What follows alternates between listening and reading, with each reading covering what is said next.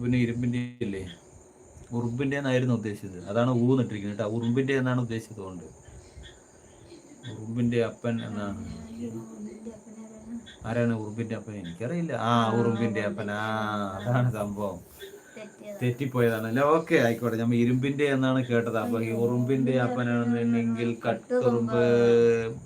കട്ടുറുമ്പാണോ?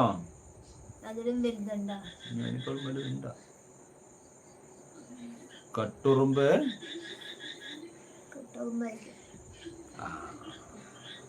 അല്ലേ ചേട്ടാ? അല്ലേ, അല്ല, ശരിക്കുമല്ല. ഉറുമ്പ് ഉറുമ്പ് ഉറുമ്പ് പുളിയുറുമ്പ് അല്ല, പുളിയുറുമ്പല്ല, സോറി, കട്ടുറുമ്പ്. അത് കാണണ്ട, അങ്ങനെയല്ല.